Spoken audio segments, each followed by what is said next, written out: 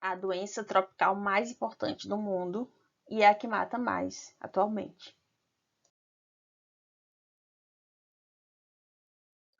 A malária, como vocês podem ver, ela está bem distribuída na faixa tropical, então envolve vários países do globo. No Brasil, a grande importância dos casos de malária se encontra na Amazônia Legal, que corresponde a essa região, e inclui 8 estados, que são o Acre, Amapá, Amazônia, Mato Grosso, Pará, Rondônia, Roraima e Tocantins. Esses estados são responsáveis por 99% dos casos de malária no Brasil. A maioria dos casos de malária são causados pela Plasmodium vivax, que corresponde a 90% dos casos. Mas o Plasmodium falciparum, ele tem um comportamento bem mais agressivo do que o vivax. E os casos de malária causados por ele são bem mais graves, e na maioria das vezes os internamentos são decorrentes do falciparum, e a maior parte da mortalidade secundária com consequência da malária é por conta do falciparum.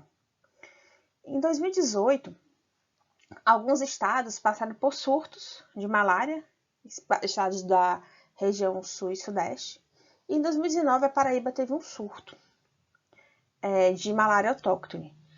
Mas nessas regiões, fora da Amazônia Legal, são situações esporádicas. A malária ela é caracterizada por ser uma doença febril aguda. Isso é bem importante, porque o tempo de evolução dela é bastante rápido, para diferenciar de outras doenças causadas por protozoários que têm um quadro mais arrastado. Ela é transmitida através de um vetor, que é a fêmea do Anopheles. É um mosquito bem pequenininho. Vocês podem ver aqui, isso aqui é o meu ombro. Eu tenho um Anopheles, que vocês podem ver aqui. E aqui, no dedo de uma pessoa, para vocês terem noção do tamanho do Anopheles. Ele realmente é bem pequeno, né? E em 2017, foram registrados 209 milhões de casos, com 435 mil mortes, um número bastante elevado. A meta da Organização Mundial de Saúde era eliminar a malária em 2016 e 2030, mas estamos indo um pouco longe disso. Aqui a gente pode ver algumas espécies do vetor, né? Aqui na Paraíba, o Anopheles aquasalis é importante, mas a gente tem também o Darlinge. Outros Anopheles importantes são o Albitarsis e na África, o Gambi. Essa foto vocês podem ver é uma típica região onde o Anopheles aquasalis vive, né? Essas fotos foram retiradas no Conde. Aqui são leitos de água parada, água doce parada, em área sombreada. Então, aqui tem grande quantidade de Anopheles. Isso era a zona de mata fechada, que com a medida que foram expandindo as áreas de construção, foram invadindo, derrubando a mata e entrando cada vez mais, né? Então, acabou que a população conseguiu chegar até onde seria o coração da mata, que deixou de ser, e conseguiu que o homem tivesse contato com esses Anopheles, por isso o surto. Existem 4 espécies principais de malária de importância para os humanos, que é a Plasmodium vivax, que no Brasil é responsável por até 90% dos casos de malária, o Plasmodium falciparum, que é um pouco mais raro, mas é responsável pelos casos de maior gravidade, e o Plasmodium malariae, que ele causa malária um pouco mais branda, um quadro clínico mais leve.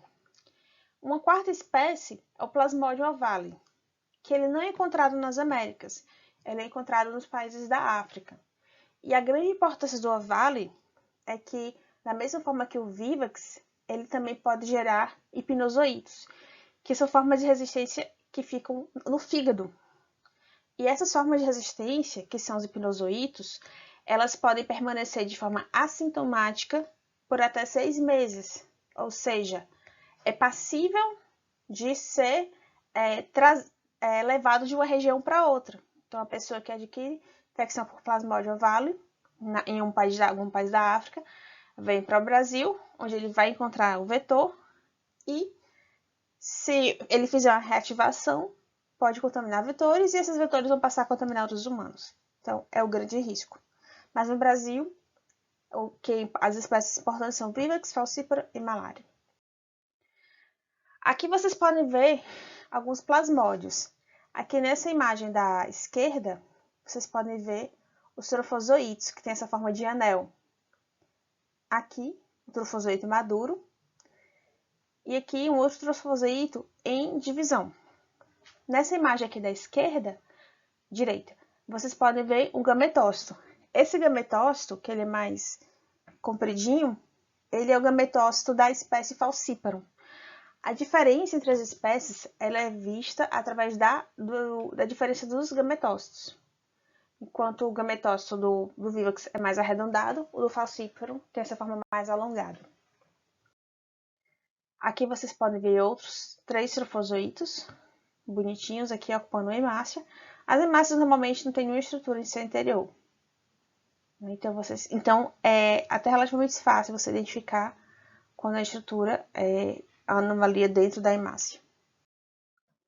Aqui é bem importante vocês entenderem o ciclo da malária, porque esse ciclo está diretamente relacionado à sintomatologia e às alterações clínicas que o paciente vai apresentar.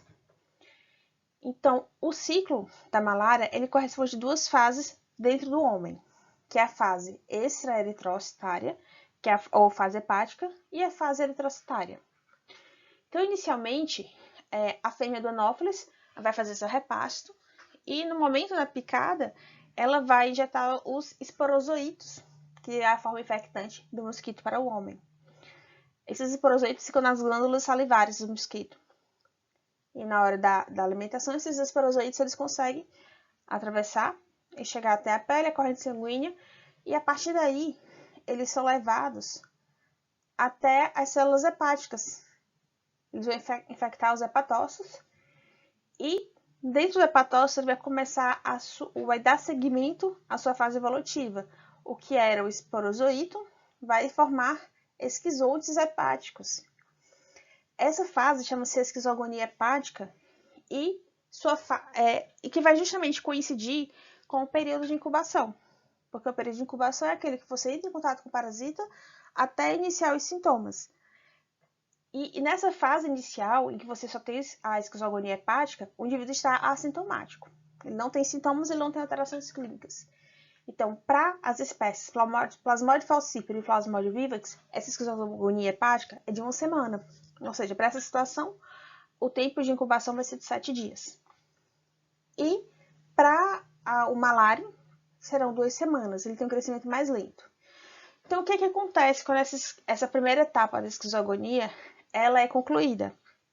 Então, vai haver ruptura dos hepatócitos. E esses hepatócitos, eles vão... os esquizontes, eles vão tomar a corrente sanguínea. E ao cair na corrente sanguínea, eles vão ter afinidade por quem? Pelas hemácias. Então, esses esquizontes vão entrar na corrente sanguínea, vão encontrar as hemácias, vão conseguir penetrar nas hemácias.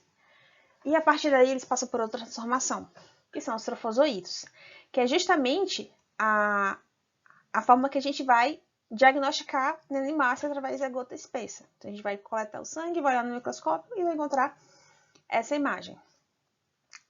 O trofozoíto imaturo, ele pode gerar 2 formas.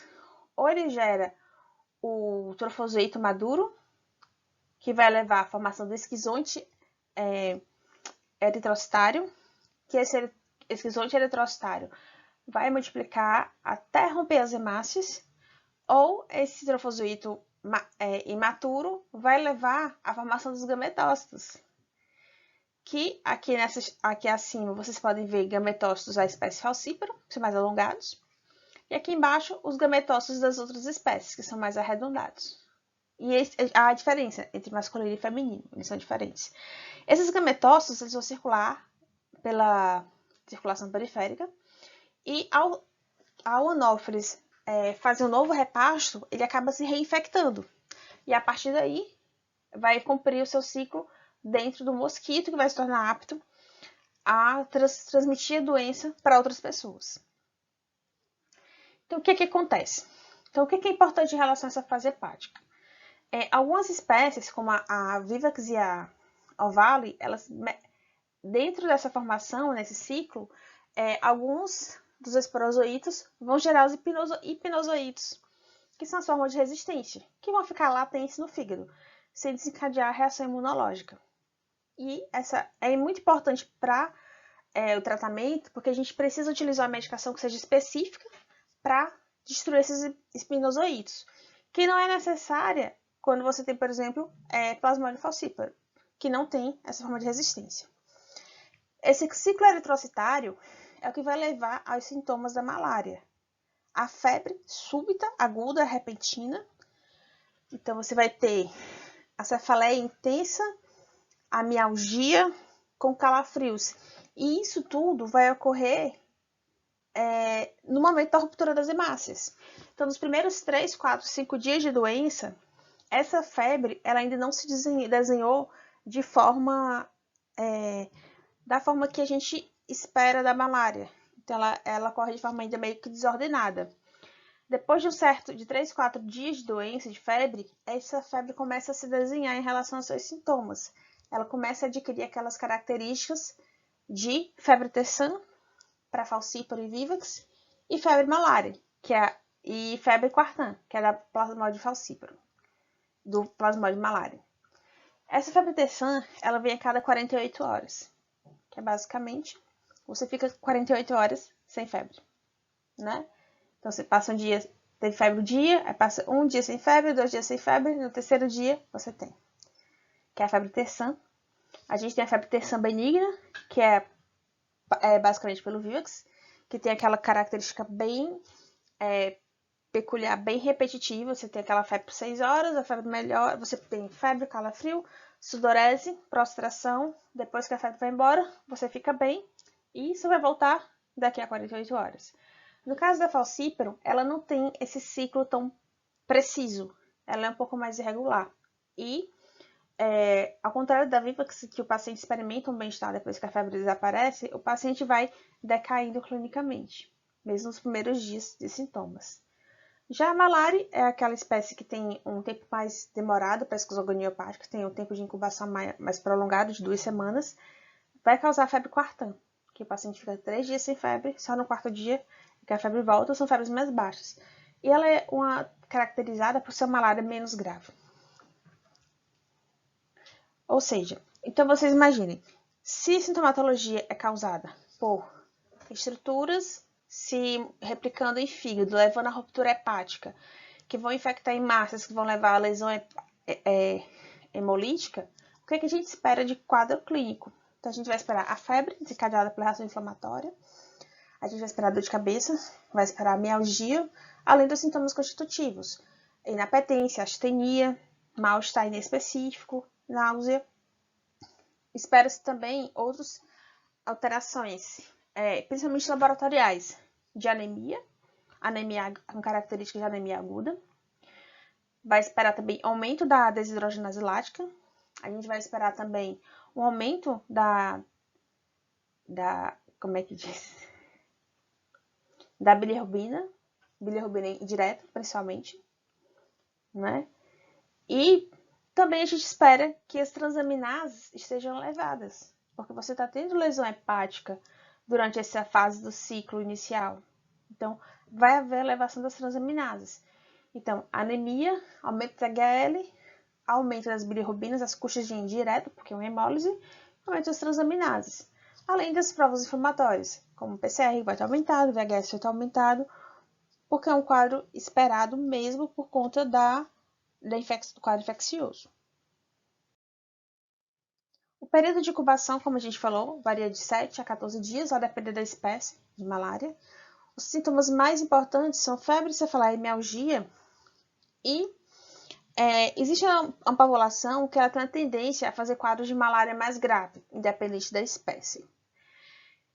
E nas regiões endêmicas, esses quadros graves, eles são mais limitados a essas regiões, a essas situações, como os bebês, ou de uma maneira geral, crianças abaixo de 5 anos, que ainda tem seu sistema imunológico ainda não totalmente preparado e, né, como são regiões endêmicas, muitas vezes é na primeira infância que ocorre o primeiro contato com o plasmódio. Em crianças mais velhas, provavelmente o indivíduo já teve contato com o plasmódio anteriormente e vai ter uma forma menos grave da doença.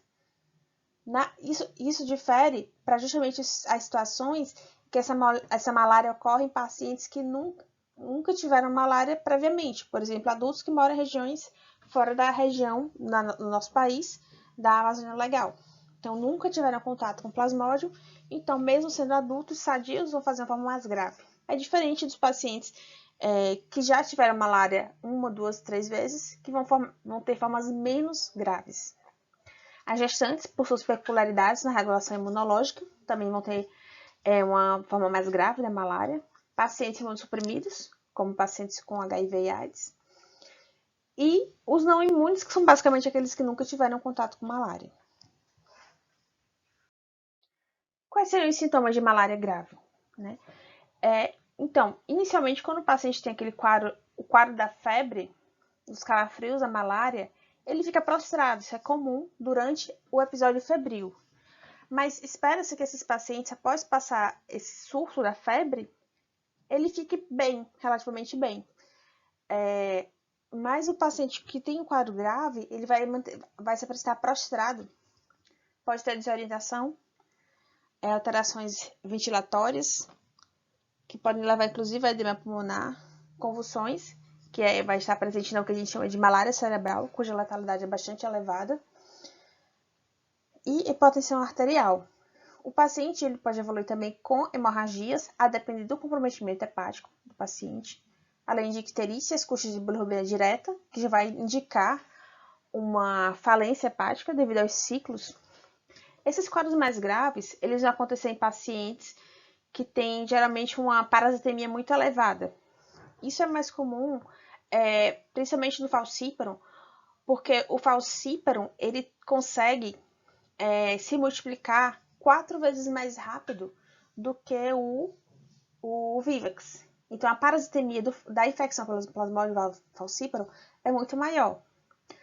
Outra característica interessante é que o Plasmodium vivax ele só consegue infectar as hemácias mais maduras. Ou seja, ele não infecta as mais jovens. Então, você vai ter as hemácias que são mais velhas vão hemolizar. Você tem uma série de hemácias mais jovens que já estão quase prontas para substituí-las. Então, o Vivax ele tem essa predileção por hemácias mais velhas. Já o falciparum não. Ele consegue infectar todas as hemácias periféricas em qualquer idade, desde as que são recentemente entraram na corrente sanguínea até as mais velhas. Ou seja, o dano causado é muito maior e a recuperação também vai ser mais difícil. Né? A hiperpirexia também está relacionada à hiperparasitemia e o comprometimento renal que vai ser manifestado através de oligúria. Então, laboratorialmente, os pacientes com malária grave vão apresentar anemia, importante, hipoglicemia, acidose metabólica, aqui ele já vai entrar em sepse, por protozoário, insuficiência renal, hiperlactatemia e a gente com certeza vai constatar hiperparasitemia através de gota espessa. Como é que a gente vai diagnosticar? O critério epidemiológico ele é fundamental para o diagnóstico da malária. Por isso que é importante perguntar aos pacientes, para quem vive em regiões que sejam não endêmicas, perguntar sobre viagens. Lembrando que o Plasmodium vivax na região amazônica e o Plasmodium avale e o Vivax nos países da África, eles geram a forma de hipinozoítos, que podem reativar até 6 meses depois de infecção prévia. Então, é fundamental perguntar por viagens pelo menos nos últimos 6 meses, porque pode essa infecção ter ocorrido, o paciente não ter sido oligossintomático, pode acontecer, é muita sorte, mas pode acontecer, e depois reativar, ou ele ter tratado e reativar. Né? Então é importante perguntar sobre viagens, perguntar sobre o histórico de patologias prévias, porque isso é fundamental nos casos importados. Né? Então, os 2 exames principais que a gente dispõe são a gota espessa e o teste rápido diagnóstico. A gota espessa, eu deixei para vocês o link de um vídeo que vai diferenciar como é que ocorre a coleta da gota espessa e do esfregaço, que são técnicas laboratoriais bem semelhantes, mas tem algumas sutilezas na forma que o sangue é coletado. Então, vocês podem acompanhar o vídeo. E o teste rápido diagnóstico, ele é feito através de um teste imunocromatográfico. No caso da gota espessa, a gente vai coletar o material, vai identificar as formas tanto dos trofozoítas quanto os gametócitos. Através dos gametócitos, a gente vai conseguir diferenciar as espécies. E uma das grandes importâncias da gota espessa é a gente diferenciar, além de diferenciar as espécies, é quantificar a parasitemia, que vai ter importância prognóstica para esse paciente. Então, vocês podem ver que a gente vai classificar de acordo com a quantidade de parasita por campo, né? Então, a gente vai realmente contar os parasitas um a um. Então, 40 a 60 parasitas por campo, a gente vai dizer que é meia cruz. Então, é uma parasitemia baixa. 1 por campo, 1 cruz. De 2 a 20 por campo, 2 cruzes. 21 a 200, 3 cruzes. 200 ou mais, 4 cruzes. Aqui vocês podem ver o equivalente por milímetro cúbico. Então, a presença de mais de 200 plasmódios por campo indica uma infestação mais de 100 mil por milímetro cúbico. A infestação é bastante elevada. Isso, por si só, já é um critério de internamento. Os testes rápidos são aqueles testes de cassete, que vocês podem ver. Vocês podem ver aqui, por exemplo, na lâmina, que ele apresenta o controle, o T3, T2 e T1. T1 e T2, eles são úteis para identificar a Plasmodium falciparum. E o T3, que é esse daqui, é o Plasmodium vivax. Então, por exemplo, o que vocês podem ver aqui nessa lâmina é um teste positivo para vivax, não é isso? Essas quatro claquetes aqui de cima, elas são inválidas, porque não houve coloração do controle, que tem sempre que ficar colorido, sempre serve ter a reação. Aqui é um exame positivo para vivax, como vocês podem observar. T1 e T2 estão em branco, T3 está pintado e o controle também. Então, é um exame válido positivo para vivax. Aqui, o positivo para falciparum, a gente pode observar nessas três formas, que o C, que é o controle, foi pintado, não teve reação, o T2 não teve reação, e na primeira situação, o T1 positivou, aqui o T2 e aqui o T1 e T2. Todas essas são equivalentes e realmente informam infecção por falciparum. E aqui nessa última, a gente vê controle, todos eles são pintados, T1 e T3, aqui T1 e T2, ou todos os três coloridos. Então, realmente, infecção mista. Como é que a gente vai realizar o tratamento? O tratamento, ele precisa visar 3 alvos principais. A esquizogonia, tanto hepática quanto eritrocitária. Os hipnozoítos, nas espécies que têm hipnozoítos, que são a Vivax e a Alvale. No caso do Brasil, a importância é realmente para o Vivax. E os gametócitos. Então, o que é importante para o tratamento? A gente precisa identificar sempre a espécie do plasmódio infectante, porque isso vai definir o esquema terapêutico utilizado, a idade do paciente, até porque idosos e crianças maior que 60 anos, menor que 50 anos, o ideal é que seja internado. História de exposição anterior à infecção. Então, aqueles pacientes que estão tendo malária pela primeira vez, é sempre um caso mais grave. Por isso que quando a gente teve um surto na Paraíba, a maioria dos pacientes, mesmo sendo vivax, tinham casos graves, porque era realmente prima infecção em pacientes já mais adultos. Lembrar das condições associadas, como imunossupressão ou gravidez, que vai levar potencialmente a um quadro mais grave, e observar os sinais de alarme para gravidade da doença e indicação de internamento. Então, lembrar, pacientes que precisam de internamento, então menores que 1 ano, maiores que 70, todas as gestantes, porque tem risco de sangramento, tem risco de lesão fetal, pacientes imunodeprimidos e aqueles com infecção primária. E, laboratorialmente, os sinais que a gente vai indicar que é um paciente que precisa internar São aqueles pacientes com hiperpirexia, temperatura acima de 41 graus, episódios convulsivos, hiperparasitemia, ou seja, a gota espessa com mais de 4 cruzes. E isso é uma limitação do teste rápido. Ele não consegue quantificar a parasitemia. Os vômitos repetitivos e incoercíveis, alteração da diurese é importante, alterações respiratórias, como a dispneia, além de anemia intensa, icterícia, hemorragias, hipótese arterial e prostração são indicativos de internamento. Outras alterações laboratoriais, como a hemoglobinúria, que já vai indicar uma lesão renal, trombocitopenia também, geralmente por reação autoimune, e a hipoglicemia, as alterações renais, que hiperlactatemia, acidose metabólica,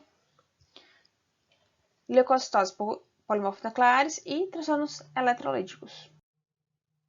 Os medicamentos principais que a gente dispõe para tratamento da malária são a cloroquina, a primaquina, o artemético com lumefantrina, o artesinato com mefloquina e o artesinato isolado, que vai ser destinado às formas mais graves, já que ele é feito na forma injetável.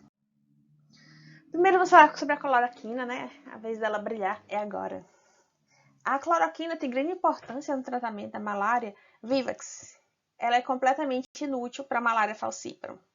Então, em países da África, vocês não vão ouvir falar em cloroquina porque lá não funciona.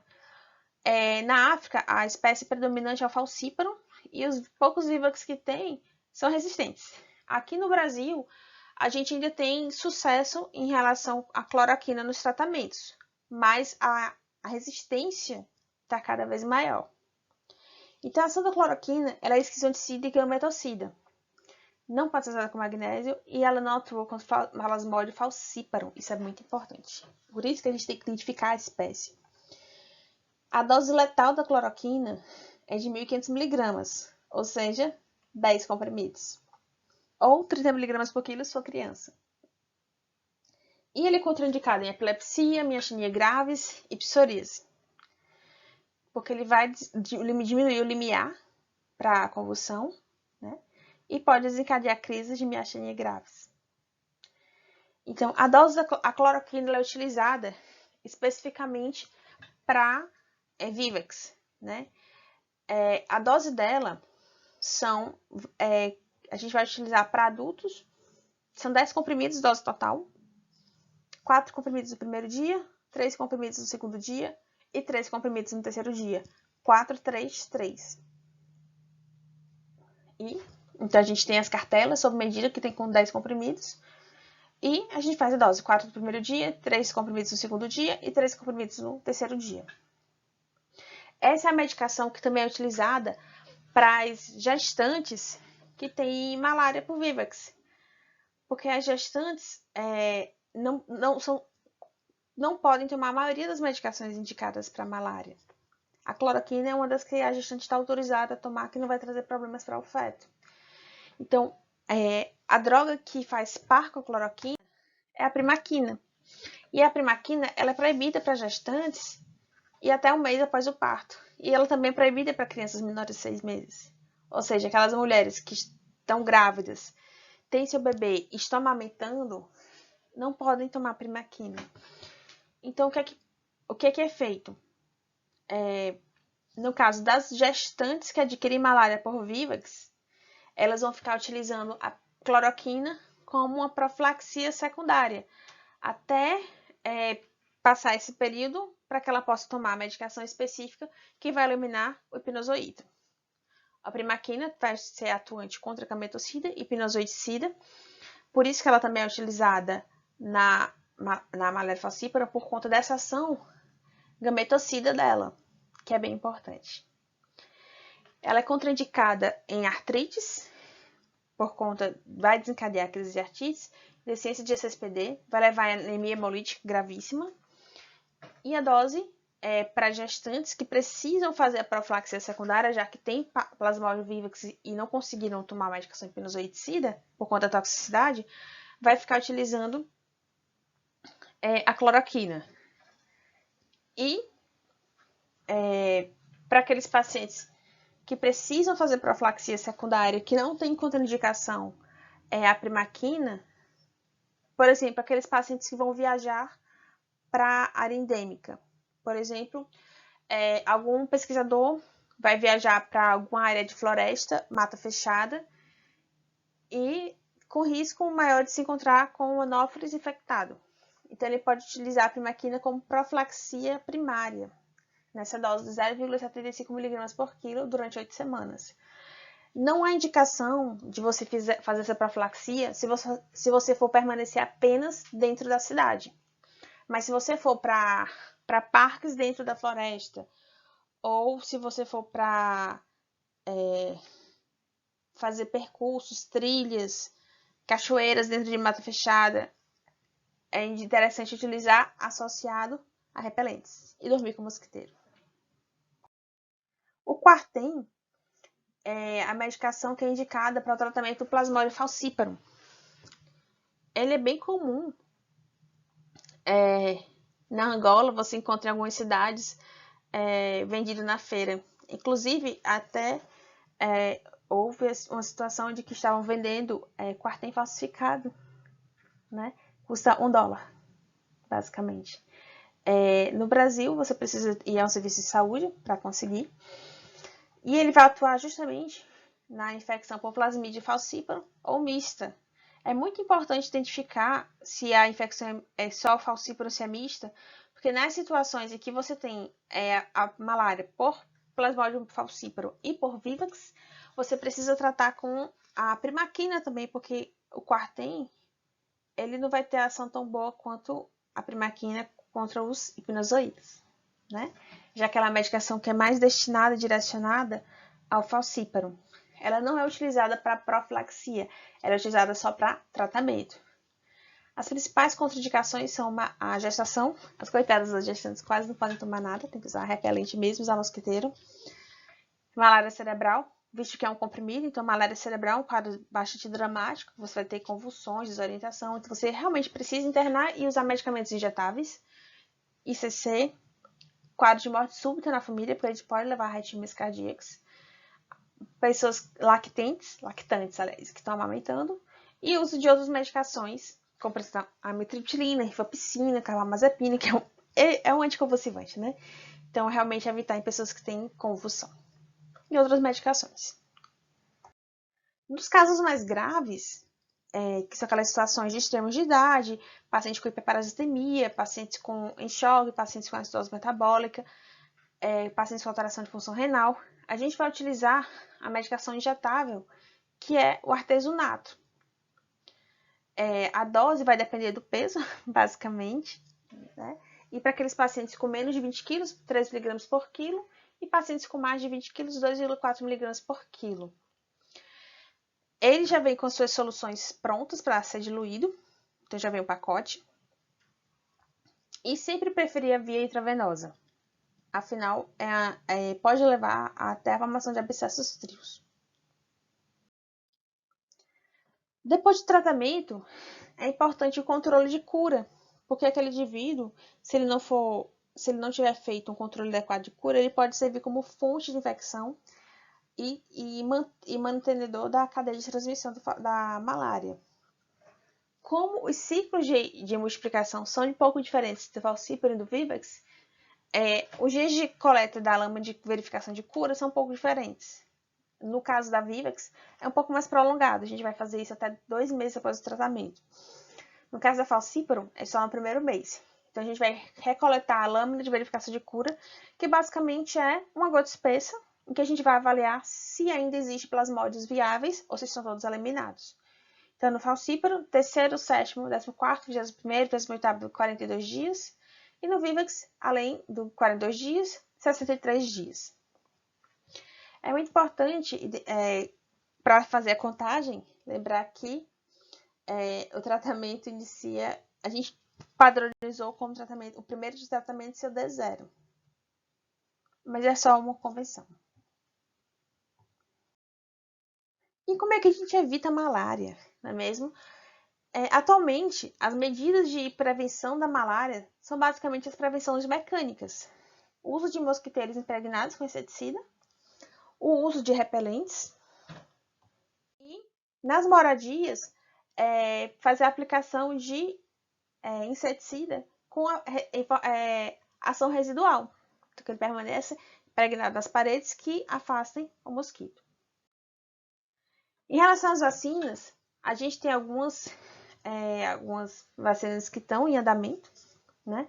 Inclusive, eu deixei para vocês um link com o artigo mais recente da vacina de Oxford contra a malária, que está passando por uma série de testes. O maior que houve foi em Burkina Faso. Então, ela é bem promissora e está sendo feita direcionada às crianças, que é a população que exatamente tem a forma mais grave da doença.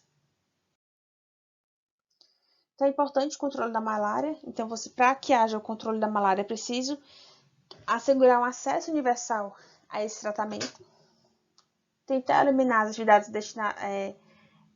que põem em risco a população, melhorar as atividades de identificação da malária e transformar a vigilância da malária em uma intervenção básica. Então, essa proteção contra os mosquitos deveria ser combinada. Dengue, malária, chikungunya, chagas, porque são todas por mosquitos. Então, deveria ser uma prevenção combinada. Outro ponto importante em relação à malária, que dificulta a eliminação, é que, principalmente na Amazônia Legal, a maioria dos pacientes, dos indivíduos que realmente contraem malária, são aqueles pacientes que estão bastante longe dos postos de serviços de saúde. Então, o treinamento para essas populações ribeirinhas, para populações de garimpeiros que trabalham no interior da mata e que não têm acesso, ele é fundamental, principalmente quando a gente fala em tratamento auto-administrado e diagnóstico também. Uma das importâncias do desenvolvimento do teste rápido para malária é a possibilidade de ela ser feita por pessoas que não são profissionais especializados. Então, você treina algum indivíduo daquela região ribeirinha, mesmo que ele não tenha formação em saúde, para que ele saiba realizar o teste, que é basicamente colher uma gota de sangue, ensina a interpretar e ensina a administrar a medicação. Isso é importante porque, do momento em que você começa o quadro de febril, a evolução ela é muito rápida em termos de deterioração clínica. Então, o paciente precisa ser tratado o mais precoce possível. Então, a gente fala de malária em regiões que ficam a pelo menos 48 horas de barco, mais 2 dias de carro. Ou tem que uma área que não pode nem pegar helicóptero, porque a mata é fechada. Então, é importante esse treinamento para as populações ribeirinhas que não têm acesso a postos de saúde ou que não têm profissionais de saúde em suas regiões.